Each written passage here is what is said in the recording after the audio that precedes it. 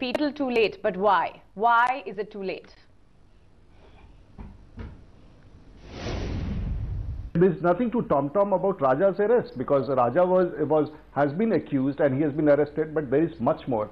And the Bharatiya Janata Party believes, very strongly believes, that Mr. Raja was alone not capable of gulping away 1,76,000 crores. So there is much more to it. There are many questions which the Prime Minister has yet to answer. Why did he prefer to protect a minister in his government and kept the matter pending for last 3 years? Why was the Prime Minister quiet when there were statements made in Parliament by the opposition charging that there is a scam there? So all that while, if the government had acted and sacked Mr. Raja and initiated a CBI inquiry, at least the culpability of the Prime Minister would not have been there. But now the suspicion, the culpability of the Prime Minister and the cabinet, where he was performing as a cabinet minister, raises many queries. And the Bharatiya Janata Party very categorically would like to state that we don't believe Raja alone was capable of gulping away 1,76,000 crores. There has to be a connivance, and this connivance within the government has to be explained. Why did the Prime Minister choose to give a particular portfolio like telecom to the DMK, and that too to a particular minister who was lobbied to be brought in, as we know from a lot of tapes and which have lobbyists who have worked to get him there. So there are many questions which the government has to answer. And by the very fact that today Raja has been arrested by the CBI under the supervision of the Supreme Court vindicates the stand of the Bharatiya Janata Party and also strengthens our demand for a JPC, for a larger probe in which possibly the culpability of the government and the Prime Minister cannot be left out. Okay, I'll pick on... Rudy, let me bring you in here. What's the BJP's position on the licenses that were allotted by A. Raja? Should they be scrapped, considering the current minister, Kapil Sibal, seems to have given a bit of a clean sheet by trashing the CAG report? Well, Mr. Kapil Sibal has many opinions, and he has been trashing the report of the CAG. He has been trashing all.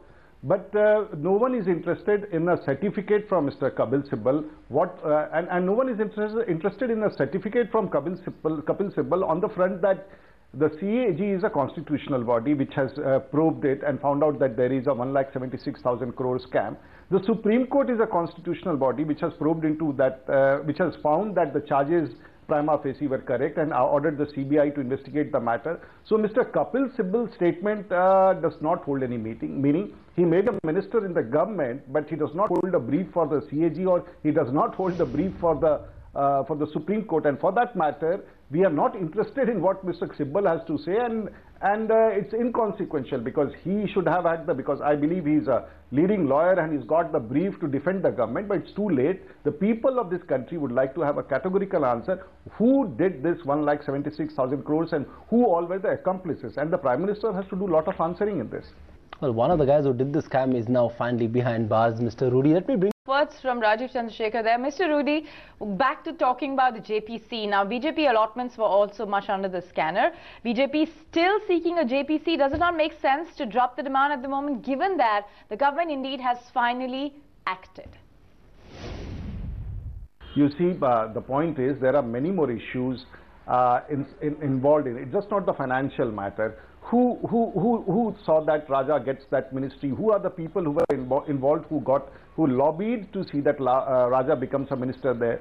What are the factors which are involved to see that the government survives? Because it was a coalition party which needed to be the government needed the support. So all these aspects, how this government sought the support of the DMK, at what cost to the country, and there are many more issues which were being flagged by the opposition, has not been answered. So to cross the boundary of the investigation beyond the financial matters, there has to be a wider spectrum of investigation. And the very arrest of Raja, who was a cabinet minister under Mr. Manmohan Singh, vindicates our position that there is much more beyond and within than what is visible to the eye, and that is what the JPC would look into. Right, but Mr. Rudy, the concern really is that the BJP will disrupt the budget session of the parliament as well. You know, we saw the monsoon session go nowhere. The concern really is that you guys will disrupt the budget session of the parliament as well. Can you give an assurance that that will not happen? I think it's more of a question being raised by the media where they are interested for the budget session.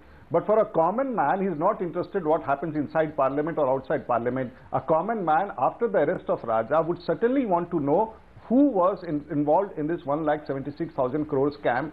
And it's not very consequential with such massive scam and loot going on in this country, where a common man is suffering, the prices are high. You expect us to just run the parliament and do nothing about this corruption? At least we in the opposition and the Bharatiya Janata Party would go with the people in finding out the facts on corruption. Parliament or no parliament is inconsequential. Democracy only works if there is a semblance of honesty in the government. If the government has lost all its sheen as far as honesty is concerned, I don't think it is any way important for anyone in this country to know what is happening in parliament. I do not understand why media is so concerned when a country's half the budget, 1/4 of the budget has been looted. You are more concerned that we should sit in parliament. Who is going to listen to me outside parliament if we cover up this 1,76,000 crore scam and just debate in parliament and nothing happens? So we can be on the streets, we can fight in the parliament, we can fight outside parliament. The question today is very clear. The BJP will fight out this corruption issue, and someone has to answer, and nothing less the Prime Minister. No one else other than the Prime Minister can answer what has happened in this 2G scam.